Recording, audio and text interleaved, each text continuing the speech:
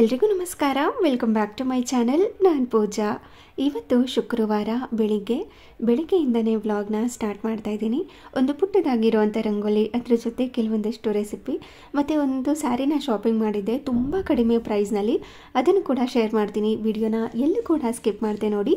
In case ಈ video ಏನಾದರೂ ಇಷ್ಟ ಆದರೆ ಪ್ಲೀಸ್ ಒಂದು ಲೈಕ್ ಮಾಡಿ, ಹಾಗೆ ನಿಮ್ಮ ಫ್ರೆಂಡ್ಸ್ ಆ್ಯಂಡ್ ಫ್ಯಾಮಿಲಿಗೆಲ್ಲ ಈ ವಿಡಿಯೋನ ಶೇರ್ ಮಾಡಿ.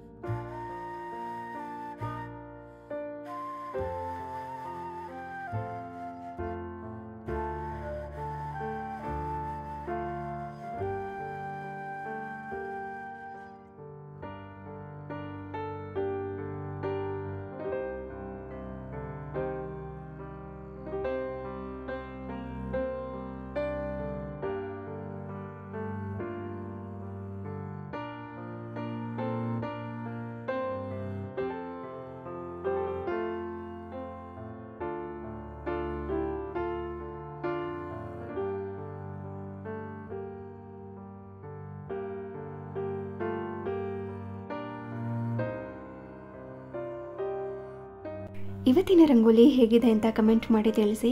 ಹಾಗೆಯೇ ನಮ್ಮ ಗಿಡದಲ್ಲೇ ವೈಟ್ ಕಲರ್ ಸಾಮಂತಿಗೆ ಹೂವು ತುಂಬ ಚೆನ್ನಾಗಿ ಅರಳಿತ್ತು. ನೋಡಿ ಎಷ್ಟು ಚೆನ್ನಾಗಿ ಕಾಣಿಸ್ತಾ ಇದೆ ಅಂತ. ಇವತ್ತು ಎಲ್ಲ ಹೂಗಳನ್ನೂ ಕೂಡ ದೇವರಿಗೆ ಅರ್ಪಿಸಿದೆ.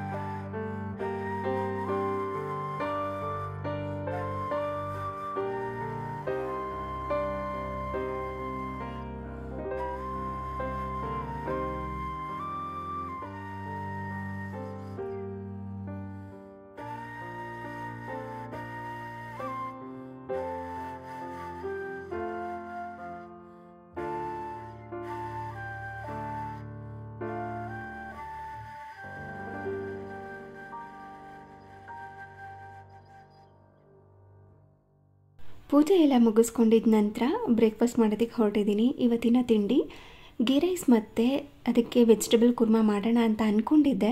ಆದರೆ ಇವ್ರು ಪನ್ನೀರ್ ಅಂತ ಕೇಳಿದ್ರು. ಸೊ ಹಾಗಾಗಿ ಗೀ ರೈಸ್ಗೆ ಸೈಡ್ ಡಿಶ್ ಆಗಿ ಪನ್ನೀರ್ ಗ್ರೇವಿ ಥರ ಮಾಡ್ಕೋತಾ ಇದ್ದೀನಿ, ಅಂದರೆ ಸ್ವಲ್ಪ ತೆಳುವಾಗಿ. ಅದಕ್ಕೋಸ್ಕರ ಎಲ್ಲನೂ ಕೂಡ ರೆಡಿ ಮಾಡಿ ಇಟ್ಕೊಂಡಿದ್ದೀನಿ. ಅಂದರೆ ಬಿಸಿ ನೀರನ್ನು ಕಾಯಲಿಕ್ಕೆ ಇಟ್ಕೊಂಡು ಅದಕ್ಕೆ ಈರುಳ್ಳಿ, ಟೊಮ್ಯಾಟೊ, ಶುಂಠಿ, ಬೆಳ್ಳುಳ್ಳಿನ ಹಾಕಿ ಸ್ವಲ್ಪ ಹೊತ್ತು ಬೇಯಿಸ್ಕೊಂಡು ಕಂಪ್ಲೀಟಾಗಿ ಕೂಲಾದ ನಂತರ ಅದನ್ನು ರುಬ್ಕೋಬೇಕು.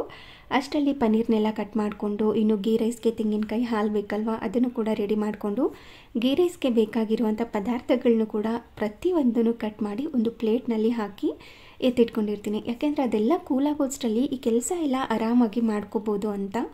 ಇವಾಗ ಅದನ್ನೆಲ್ಲ ರೆಡಿ ಮಾಡ್ಕೊಂಡಿದ್ದ ನಂತರ ಇಲ್ಲಿ ಕಾಫಿನೂ ಕೂಡ ಮಾಡಿಕೊಟ್ಟು ಇವಾಗ ಗೀ ರೈಸ್ ಮಾಡ್ಕೊಳ್ಳೋದಕ್ಕೆ ರೆಡಿ ಮಾಡ್ಕೊತೀನಿ. ಹಾಗೆ ಏನೇನು ಮಸಾಲೆ ರುಬ್ಕೊಳ್ಳೋದಿರುತ್ತಲ್ವ ಅದನ್ನು ಕೂಡ ರುಬ್ಬಿ ಒಂದೇ ಸಾರಿ ಇಟ್ಕೊಂಡ್ಬಿಡ್ತೀನಿ. ಇವಾಗ ಏನು ಈರುಳ್ಳಿ, ಟೊಮ್ಯಾಟೊ, ಶುಂಠಿ, ಬೆಳ್ಳುಳ್ಳಿ ಬೇಯಿಸಿ ಇಟ್ಕೊಂಡಿದ್ವಿ ಅಲ್ವಾ ಗ್ರೇವಿಗೋಸ್ಕರ ಅಂತ, ಅದನ್ನು ನೀರನ್ನೆಲ್ಲ ಶೋಧಿಸ್ಕೊಂಡು ಕಂಪ್ಲೀಟಾಗಿ ಕೂಲಾದ ನಂತರ ಒಂದು ಮಿಕ್ಸಿ ಜಾರ್ಗೆ ಹಾಕಿ ಇದನ್ನು ಸ್ಮೂತಾಗಿ ಪೇಸ್ಟ್ ಮಾಡ್ಕೋಬೇಕು. ನೆನೆಸಿಟ್ಕೊಂಡಿರುವಂಥ ಗೋಡಂಬಿನಾದ್ರೂ ಸೇರಿಸ್ಕೋಬೋದು, ಇಲ್ಲ ಅಂತಂದರೆ ನಾವು ಈರುಳ್ಳಿ ಟೊಮ್ಯಾಟೊನ ಬೇಯೋದಕ್ಕೆ ಇಟ್ಕೋತೀವಲ್ವ ನೀರಲ್ಲಿ, ಆ ಟೈಮ್ನಲ್ಲೂ ಕೂಡ ಗೋಡಂಬಿನ ಸೇರಿಸ್ಕೊಂಡು ಬೇಯಿಸ್ಕೊಂಡು ಈ ಥರ ಪೇಸ್ಟ್ ಮಾಡ್ಕೋಬೋದು. ಎಣ್ಣೆಯಲ್ಲಿ ಫ್ರೈ ಮಾಡ್ಕೊಂಡು ಮಾಡುವಂಥ ಗ್ರೇವಿನೇ ಸ್ವಲ್ಪ ಡಿಫ್ರೆಂಟ್ ಟೇಸ್ಟ್ ಇರುತ್ತೆ. ಈ ಬಿಸಿ ನೀರಲ್ಲಿ ಬೇಯಿಸ್ಕೊಂಡು ಮಾಡುವಂಥ ಗ್ರೇವಿನೇ ಸ್ವಲ್ಪ ಡಿಫ್ರೆಂಟ್ ಟೇಸ್ಟ್ ಇರುತ್ತೆ. ಎರಡು ಕೂಡ ಸ್ವಲ್ಪ ಡಿಫ್ರೆಂಟಾಗೇ ಇರುತ್ತೆ, ಮಾಡೋ ಮೆಥಡ್ಗಳಾಗಿರ್ಬೋದು, ಟೇಸ್ಟ್ ಕೂಡ ಆಗಿರ್ಬೋದು. ನಂತರ ಇವಾಗ ಸೈಡಲ್ಲಿ ಒಂದು ಪಾತ್ರೆನ ಇಟ್ಕೊಂಡಿದ್ದೀನಿ ಗೀ ರೈಸ್ ಮಾಡ್ಕೊಳ್ಳೋದಕ್ಕೆ ಅಂತ. ಇನ್ನೊಂದು ಸೈಡಲ್ಲಿ ಗ್ರೇವಿ ಮಾಡ್ಕೊಳ್ಳೋದಕ್ಕೆ ಒಂದು ಪಾತ್ರೆಗೆ ಎಣ್ಣೆ ಕಾದಾದ ನಂತರ ಕಸೂರಿ ಮೇಥಿ, ಜೀರಿಗೆನ ಹಾಕಿ ಹಾಗೆಯೇ ಇದನ್ನು ಸಿಮ್ನಲ್ಲಿ ಇಟ್ಕೊಂಡು ಅಚ್ಕಾರದ ಪುಡಿ, ಅರಿಶಿನ ಪುಡಿ, ಧನಿಯಾ ಪುಡಿ, ಗರಂ ಮಸಾಲ, ಸ್ವಲ್ಪ ಜೀರಿಗೆ ಪುಡಿನ ಹಾಕಿ ಚೆನ್ನಾಗಿ ಒಂದು 30 ಸೆಕೆಂಡ್ಸ್ ಮಿಕ್ಸ್ ಮಾಡಿಕೊಂಡ್ರೆ ಸಾಕು. ಆದರೆ ಸಿಮ್ನಲ್ಲೇ ಇಟ್ಕೊಂಡಿರಬೇಕು, ಇಲ್ಲ ಅಂತಂದರೆ ಹಾಕಿರುವಂಥ ಮಸಾಲೆ ಪುಡಿಗಳೆಲ್ಲ ಸೀದೋಗ್ಬಿಡುತ್ತೆ, ಟೇಸ್ಟ್ ಅಷ್ಟೊಂದು ಚೆನ್ನಾಗಿ ಬರೋದೇ ಇಲ್ಲ. ಅದಕ್ಕೋಸ್ಕರ ಅದನ್ನೆಲ್ಲ ಮಿಕ್ಸ್ ಮಾಡ್ಕೊಂಡಿದ್ದ ನಂತರ ರುಬ್ಬಿ ಇಟ್ಕೊಂಡಿರುವಂಥ ಮಸಾಲ ಪೇಸ್ಟನ್ನು ಹಾಕಿ ಚೆನ್ನಾಗಿ ಇದನ್ನು ಮಿಕ್ಸ್ ಮಾಡ್ಕೋಬೇಕು. ಆಲ್ರೆಡಿ ಹಸಿ ವಾಸನೆ ಎಲ್ಲ ಹೋಗಿರುತ್ತೆ, ಬೆಂದಿರುತ್ತಲ್ಲ ಆವಾಗಲೇ. ಈ ಹಂತದಲ್ಲಿ ಜಾಸ್ತಿ ಹೊತ್ತೇನು ಕುದಿಸ್ಕೊಳ್ಳೋ ಅಗತ್ಯ ಇರೋದಿಲ್ಲ. ಕೆಲವರು ಜಾಸ್ತಿ ಹೊತ್ತು ಕುದಿಸ್ಕೋಬೇಕು ಅಂದರೆ ಕುದಿಸ್ಕೋಬೋದು, ಇಲ್ಲಾಂದರೆ ಇನ್ಸ್ಟೆಂಟಾಗಿ ಮಾಡ್ಕೋಬೋದು. ಈ ಹಂತದಲ್ಲೇ ಇದಕ್ಕೆ ರುಚಿಗೆ ತಕ್ಕಷ್ಟು ಉಪ್ಪನ್ನ ಸೇರಿಸ್ಕೊಂಡು ಮತ್ತೆ ಇದನ್ನು ಚೆನ್ನಾಗಿ ಮಿಕ್ಸ್ ಮಾಡಿ ಒಂದು ಲಿಡ್ಡನ್ನು ಕ್ಲೋಸ್ ಮಾಡಿ ಎಣ್ಣೆ ಬಿಟ್ಕೊಂಡು ಬರೋ ತನಕ ಇದನ್ನು ಕುದಿಸ್ಕೋತೀನಿ. ಅದು ಕುದಿಯೋ ಅಷ್ಟರಲ್ಲಿ, ಅಂದರೆ ಸಿಮ್ನಲ್ಲಿ ಇಟ್ಕೊಂಡು ಕುದಿಸ್ಕೋತಾ ಇರ್ತೀನಿ. ಅದು ಕುದಿಯೋ ಅಷ್ಟರಲ್ಲಿ ಗೀ ರೈಸ್ ಕೂಡ ರೆಡಿ ಮಾಡ್ಕೋತೀನಿ. ಇವಾಗ ಒಂದು ಪಾತ್ರೆಗೆ ಸ್ವಲ್ಪ ಎಣ್ಣೆ, ಅದಕ್ಕೇ ಸ್ವಲ್ಪ ತುಪ್ಪ. ಬರೀ ತುಪ್ಪನ ಹಾಕ್ಕೊಂಡ್ರೆ ತುಂಬ ಹೆವಿ ಅನಿಸುತ್ತೆ, ಮುಖಕ್ಕೆ ಹೊಡೆದಾಗಿರುತ್ತೆ ತುಪ್ಪದ ಟೇಸ್ಟು. ಹಾಗಾಗಿ ಸ್ವಲ್ಪ ಎಣ್ಣೆ ಸ್ವಲ್ಪ ತುಪ್ಪನ ಹಾಕ್ಕೊಂಡ್ರೆ ಗೀ ರೈಸ್ ತುಂಬ ಚೆನ್ನಾಗಿ ಬರುತ್ತೆ. ಅದು ಕಾದಾದ ನಂತರ ಅದಕ್ಕೆ ಹೋಲ್ ಸ್ಪೈಸಸ್ನ ಹಾಕ್ಕೋತಾ ಇದ್ದೀನಿ. ಅಂದರೆ ಸ್ವಲ್ಪ ಜೀರಿಗೆ ಮತ್ತು ಸೋಂಪು, ಚಕ್ಕೆ, ಲವಂಗ, ಏಲಕ್ಕಿ, ಕಲ್ಲು ಹೂವು. ಮೇಯ್ನಾಗಿ ಕಲ್ಲು ಹೂವನ್ನ ಹಾಕ್ಕೊಳ್ಳಿ, ಒಳ್ಳೆ ಘಮ ಬರುತ್ತೆ ಗೀ ರೈಸ್ ಪುಲಾವ್ಗಳಿಗಾಗಿರ್ಬೋದು. ಹಾಗೆ ಟೇಸ್ಟ್ ಕೂಡ ತುಂಬಾ ಚೆನ್ನಾಗಿರುತ್ತೆ. ಹಾಗೆಯೇ ಇನ್ನು ಸ್ಟಾರ್ ಫ್ಲವರ್ ಮತ್ತು ಸ್ವಲ್ಪ ಏಲಕ್ಕಿ ಮತ್ತು ಕಪ್ಪು ಏಲಕ್ಕಿ ಅಂತ ಬರುತ್ತೆ, ಸ್ವಲ್ಪ ಸೈಜ್ ದೊಡ್ಡದಿರುತ್ತೆ, ಮರಾಠ ಮೊಗ್ಗು, ಈ ಥರ ಎಲ್ಲನೂ ಕೂಡ ಹಾಕಿ ಅದನ್ನು ಸ್ವಲ್ಪ ಹೊತ್ತು ಮಿಕ್ಸ್ ಮಾಡಿಕೊಂಡು ಫ್ರೈ ಮಾಡ್ಕೋಬೇಕು. ಹಾಗೆಯೇ ಒಂದು ಪುಲಾವ್ ಎಲೆನೂ ಕೂಡ ಈ ಥರ ಕ್ರಷ್ ಮಾಡಿ ಸೇರಿಸ್ಕೋತೀನಿ, ಅದ್ರ ಫ್ಲೇವರ್ ಕೂಡ ಬಿಡುತ್ತೆ. ಸುಮ್ಮನೆ ಒಂದೆಲೆ ಹಾಗೆಯೇ ಹಾಕೋದಕ್ಕಿಂತ ಸ್ವಲ್ಪ ಕ್ರಷ್ ಮಾಡಿ ಹಾಕ್ಕೊಂಡ್ರೆ ಟೇಸ್ಟ್ ಕೂಡ ತುಂಬಾ ಚೆನ್ನಾಗಿ ಬರುತ್ತೆ. ಅದನ್ನು ಫ್ರೈ ಮಾಡ್ಕೊಂಡಿದ್ದ ನಂತರ ಅದಕ್ಕೆ ಕಸೂರಿ ಮೇಥಿ ಕೂಡ ಹಾಕ್ಕೊಂಡಿದ್ದೀನಿ. ಅದನ್ನು ಫ್ರೈ ಮಾಡ್ಕೊಂಡಿದ್ದ ನಂತರ ಕ್ರಷ್ ಮಾಡಿ ಇಟ್ಕೊಂಡಿರುವಂಥ ಬೆಳ್ಳುಳ್ಳಿ, ಹಾಗೆ ತುರಿದಿಟ್ಕೊಂಡಿರುವಂತಹ ಶುಂಠಿ, ಸಣ್ಣದಾಗಿ ಉದ್ದುದಾಗಿ ಹೆಚ್ಚಿಟ್ಕೊಂಡಿರುವಂಥ ಈರುಳ್ಳಿ, ಹಸಿಮೆಣಸಿನ್ಕಾಯಿನ ಹಾಕಿ ಮತ್ತೆ ಅದನ್ನು ಫ್ರೈ ಮಾಡಿ. ಕೆಲವರು ಈ ಗೀ ರೈಸ್ಗೆ ಸ್ವಲ್ಪ ತರಕಾರಿನ ಹಾಕ್ಕೋತಾರೆ, ಕೆಲವರು ಹಾಕ್ಕೊಳ್ಳೋದಿಲ್ಲ. ನಮ್ಮನೆಯಲ್ಲಿ ತರಕಾರಿ ಹಾಕ್ಕೊಂಡ್ರೆ ಇಷ್ಟ ಆಗುತ್ತೆ, ಒಂದೊಂದು ಬಾಯಿಗೆ ಸಿಗಬೇಕು. ಅದಕ್ಕೋಸ್ಕರ ಕ್ಯಾರೆಟ್, ಬೀನ್ಸ್ನ ಸಣ್ಣದಾಗಿ ಕಟ್ ಮಾಡಿ ಸೇರಿಸ್ಕೊಂಡಿದ್ದೀನಿ. ಹಾಗೆ ಸ್ವಲ್ಪ ಹಸಿಮೆಣಸಿನ್ಕಾಯಿ, ಹಾಗೆಯೇ ಸ್ವಲ್ಪ ಗೋಡಂಬಿನ ಸೇರಿಸ್ಕೊಂಡಿದ್ದೀನಿ. ಗೋಡಂಬಿ ಏನಾದರೂ ನಿಮಗೆ ಕ್ರಿಸ್ಪಿಯಾಗಿ ಬೇಕು ಅಂದರೆ ಸೆಪ್ರೇಟಾಗಿ ಫ್ರೈ ಮಾಡಿಕೊಂಡು ಕೊನೆಯಲ್ಲಿ ಹಾಕ್ಕೋಬೋದು. ಸ್ವಲ್ಪ ಸಾಫ್ಟಾಗಿದ್ದರೆ ಇಷ್ಟ ಆಗುತ್ತೆ ಅನ್ನೋದಾದರೆ ಒಗ್ಗರಣೆಗೆ ಸೇರಿಸ್ಕೊಂಡು ರೈಸ್ ಜೊತೆನೇ ಬೆಂದ್ಕೊಳ್ಳುತ್ತಲ್ವ, ಆವಾಗ ಸಾಫ್ಟಾಗಿ ಬರುತ್ತೆ. ನಂತರ ಅದಕ್ಕೆ ಸಣ್ಣದಾಗಿ ಹೆಚ್ಚಿಟ್ಕೊಂಡಿರುವಂಥ ಪುದೀನ ಸೊಪ್ಪು, ಕೊತ್ತಂಬರಿ ಸೊಪ್ಪನ್ನು ಹಾಕಿ ಇನ್ನೊಮ್ಮೆ ಚೆನ್ನಾಗಿ ಮಿಕ್ಸ್ ಮಾಡಿ ತೆಂಗಿನಕಾಯಿನ ರುಬ್ಬಿ ಸೇರಿಸ್ಕೊಂಡಿದ್ದೀನಿ. ಇದರಲ್ಲಿ ಸೆಪ್ರೇಟಾಗಿ ತೆಂಗಿನಕಾಯಿ ಹಾಲು ಆ ಥರ ಏನು ಮಾಡಿ ಇಟ್ಕೊಂಡಿಲ್ಲ. ಹಾಲೇನಾದರೂ ಮಾಡಿ ಪ್ಲೇನ್ ಹಾಲನ್ನು ಸೇರಿಸ್ಕೊಂಡ್ರೆ ಈ ತೆಂಗಿನಕಾಯಿ ಸಿಪ್ಪೆ ಇರುತ್ತಲ್ವ, ಫೈಬರ್, ಅದೆಲ್ಲ ಹೋಗಿಬಿಡುತ್ತೆ ಅಂತ ಏನು ಮಾಡ್ತೀನಿ, ಕಂಪ್ಲೀಟಾಗಿ ತೆಂಗಿನಕಾಯಿನೇ ಸ್ವಲ್ಪ ನೀರನ್ನು ಹಾಕಿ ರುಬ್ಬಿ ಸೇರಿಸ್ಕೊಂಡ್ಬಿಡ್ತೀನಿ. ಒಗ್ಗರಣೆಗೆ ಹಾಕಿ ಅದನ್ನು ಚೆನ್ನಾಗಿ ಮಿಕ್ಸ್ ಮಾಡಿಕೊಂಡು 1 ಲೋಟದಷ್ಟು ಅಕ್ಕಿಗೆ 2 ಲೋಟದಷ್ಟು ನೀರು, ರುಚಿಗೆ ತಕ್ಕಷ್ಟು ಉಪ್ಪನ್ನು ಸೇರಿಸಿ ಚೆನ್ನಾಗಿ ಇದನ್ನು ಮಿಕ್ಸ್ ಮಾಡಿ ಒಂದು ಲಿಡ್ಡನ್ನು ಕ್ಲೋಸ್ ಮಾಡಿ ಕುದಿಲಿಕ್ಕೆ ಬಿಡ್ತೀನಿ. ಇದು ಕುದಿಯೋ ಅಷ್ಟರಲ್ಲಿ ನಾವು ಗ್ರೇವಿಗೆ ರೆಡಿ ಮಾಡ್ಕೊಂಡಿದ್ವಿ ಅಲ್ವಾ, ಅದು ಕೂಡ ಕುದೀತಾ ಇರುತ್ತೆ. ನಿಮಗೆ ಗಟ್ಟಿಯಾಗಿ ಮಾಡಿಕೊಂಡ್ರೆ ಈ ಗೀ ರೈಸ್ಗೆಲ್ಲ ಅಷ್ಟೊಂದು ಚೆನ್ನಾಗಿರೋದಿಲ್ಲ, ಸ್ವಲ್ಪ ತೆಳುವಾಗಿ ಇರಬೇಕು. ಸ್ವಲ್ಪ ನೀರನ್ನು ಹಾಕಿ ತೆಳು ಮಾಡ್ಕೋತೀನಿ ಇದಕ್ಕೆ. ಹಾಗೆ ಇವಾಗ ಕುದ್ದೀತಲ್ವಾ, ಅದಕ್ಕೆ ಕಟ್ ಮಾಡಿ ಇಟ್ಕೊಂಡಿರುವಂತಹ ಪನ್ನೀರನ್ನ ಹಾಕಿ ಚೆನ್ನಾಗಿ ಮಿಕ್ಸ್ ಮಾಡ್ಕೊಳ್ಳೋದಷ್ಟೇ. ತುಂಬ ಚೆನ್ನಾಗಾಗುತ್ತೆ ಈ ಗ್ರೇವಿ ಮಾತ್ರ.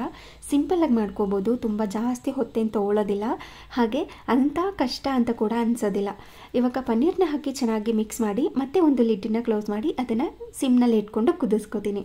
ಇದು ಕುದಿಯುವಷ್ಟರಲ್ಲಿ ನಾವು ಗೀ ರೈಸ್ಗೆ ನೀರನ್ನು ಹಾಕಿ ಕುದಿಲಿಕ್ಕೆ ಇಟ್ಕೊಂಡಿದ್ದೆ ಅಲ್ವಾ, ಅದು ಕೂಡ ಕುದೀತಾ ಇತ್ತು. ನೆನೆಸಿಟ್ಕೊಂಡಿರುವಂಥ ಅಕ್ಕಿನ ಸೇರಿಸ್ಕೊತಾ ಇದ್ದೀನಿ. ಸೇರಿಸಿದ ನಂತರ ಇನ್ನೊಮ್ಮೆ ಇದನ್ನು ಚೆನ್ನಾಗಿ ಮಿಕ್ಸ್ ಮಾಡಿ ಒಂದು ಲಿಡ್ಡನ್ನು ಕ್ಲೋಸ್ ಮಾಡಿ ಇದನ್ನು ಬೇಯಿಸ್ಕೊತೀನಿ. ಮಧ್ಯದಲ್ಲಿ ಒಂದೊಂದು ಸರಿ, ಅಂದರೆ ಕಂಪ್ಲೀಟಾಗಿ ಗೀ ರೈಸ್ ರೆಡಿ ಆಗೋ ಅಷ್ಟರಲ್ಲಿ ಒಂದು 3 ರಿಂದ 4 ಸತಿ ಆದ್ರೂ ಇದನ್ನು ಮಿಕ್ಸ್ ಮಾಡ್ಕೊಂಡಿರ್ತೀನಿ. ಲಿಡನ್ನು ಕ್ಲೋಸ್ ಮಾಡಿ ಹಾಗೆ ಇಟ್ಬಿಡ್ತು ಅಂತಂದರೆ ತಳ ಹಿಡಿಯೋ ಚಾನ್ಸಸ್ ಇರುತ್ತೆ. ಅದಕ್ಕೋಸ್ಕರ ಮಧ್ಯದಲ್ಲಿ ಮಿಕ್ಸ್ ಮಾಡ್ಕೊಳ್ತಾ ಈ ಗೀ ರೈಸ್ನ ಮಾಡ್ಕೋತೀನಿ. ಅಂದರೆ ನೀರೆಲ್ಲ ಕಂಪ್ಲೀಟಾಗಿ ಡ್ರೈ ಆಗ್ತಾ ಇರುತ್ತೆ ನೋಡಿ, ಅಲ್ಲಿ ತನಕ ಅದನ್ನು ಮಿಕ್ಸ್ ಮಾಡಿಕೊಂಡು ಅದಾದ ನಂತರ ಅದನ್ನು ಕಂಪ್ಲೀಟಾಗಿ ಫ್ಲ್ಯಾಟ್ ಮಾಡಿ ಒಂದು ಲಿಡನ್ನು ಕ್ಲೋಸ್ ಮಾಡಿಬಿಡೋದು. ಸಿಮ್ನಲ್ಲಿ ಇಟ್ಕೊಂಡು ಒಂದು 5-6 ನಿಮಿಷ ಇದನ್ನು ಬೇಯಿಸ್ಕೊಂಡ್ರೆ ಈ ಥರ ಉದ್ರುದ್ರಾಗಿ ಟೇಸ್ಟಿ ಆಗಿರುವಂಥ ಗೀ ರೈಸ್ ರೆಡಿಯಾಗಿರುತ್ತೆ. ಈ ನಡುವೆ ಅಂತೂ ಈ ರೈಸ್ ಐಟಮ್ಗಳನ್ನೆಲ್ಲ ಕುಕ್ಕರ್ನಲ್ಲಿ ಮಾಡೋದು ಬಿಟ್ಬಿಟ್ಟಿದ್ದೀನಿ, ಯಾಕೆಂದರೆ ಪರ್ಫೆಕ್ಟಾಗಿ ಇವಾಗ ಪಾತ್ರೆನಲ್ಲೇ ಮಾಡ್ಕೋತೀನಿ. ಹಾಗಾಗಿ ಪಾತ್ರೆನಲ್ಲೇ ಮಾಡ್ಕೋತಾ ಇದ್ದೀನಿ. ನೋಡಿ ಎಷ್ಟು ಉದ್ರುದ್ರಾಗಿ ಬಂದಿದೆ ಅಂತ, ಹೋಟೆಲ್ ಸ್ಟೈಲ್ನಲ್ಲೇ ಕಾಣಿಸ್ತಾ ಇತ್ತು. ಈ ಮದುವೆ ಮನೆಗಳಲ್ಲೆಲ್ಲ ಹಾಕ್ತಾರಲ್ವ ಆ ಥರ ಉದ್ರುದ್ರಾಗಿ ಟೇಸ್ಟಿಯಾಗಿ ಬಂದಿತ್ತು. ಒಮ್ಮೆ ಟ್ರೈ ಮಾಡಿ ನೋಡಿ.